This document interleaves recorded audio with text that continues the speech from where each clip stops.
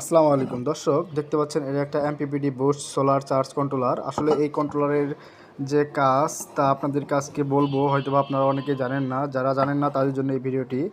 তো দেখতে পাচ্ছেন এই হচ্ছে এর সার্কিট। এখানে একটা ইন্ডাক্টর কয়েল, দুইটা ক্যাপাসিটার, এখানে আরেকটা পাশাপাশি আরেকটা ক্যাপাসিটার লাগানো আছে, একটা মাইক্রো কন্ট্রোল চিপস এবং এর ডিসপ্লে। তো আসলে এটা আমার কাছে মেরামতের জন্য আসছিল, হয়তোবা অনেকে আপনারা চিনে থাকবেন। আসলে এই কন্ট্রোলারটি আসলে ব্যবহার করা হয়েছে একটা অটো গাড়িতে, যেখানে একটা 355 ওয়াটের সোলার ব্যবহার করা হয়েছে 24 ভোল্ট।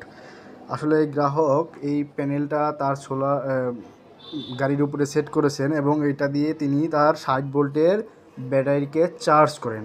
আসলে আপনারা জানেন এটা লংজি 355 ওয়াটের প্যানেল 24 ভোল্ট, এটা আসলে 5 ব্যাটারিকে কেমনে চার্জ করবে, যে কারণে আসলে এই কন্ট্রোলারটি ব্যবহার করা। এই কন্ট্রোলারটিতে যেটা সুবিধা আছে, এখানে আপনি পিভি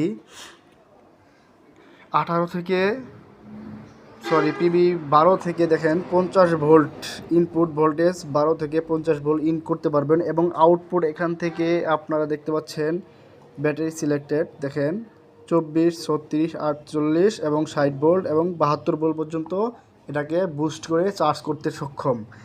তো আসলে এই চার্জ কন্ট্রোলারটি নষ্ট হয়ে গিয়েছিল, যে কারণে গ্রাহক নিয়ে আসছে, দেখেন। তো এটা আসলে মেরামত করা হয়ে গেছে এখন। তো এটা একটা সুবিধা আছে, এটা কিন্তু অটো ব্যাটারি সিলেক্ট করে ফেলে।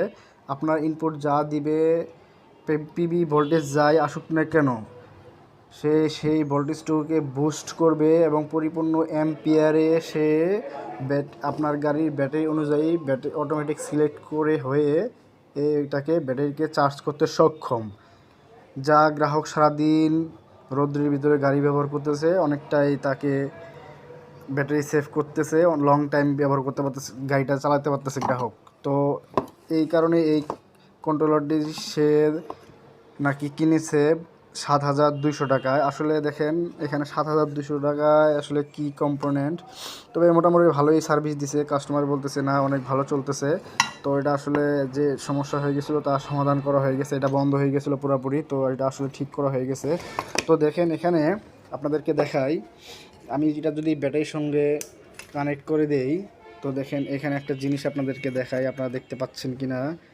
দেখেন এখানে কিন্তু অটো ব্যাটারি সিলেক্ট হচ্ছে, দেখেন এই যে পিবি ভোল্টেজ এখানে এই দেখেন ব্যাটারিটা 24 ভোল্ট থেকে 36 ভোল্ট, 36 ভোল্ট থেকে 48 ভোল্ট, 48 ভোল্টে যে দেখেন স্টপ হয়ে গেল। 48 ভোল্টের ব্যাটারি এখানে আমি সংযোগ করিনি, দেখেন এই আউটপুটের তার, এটা এইভাবে ব্যাটারিটাকে অটো কাজ করে নেয়। ধন্যবাদ সকলকে, আসসালামু আলাইকুম।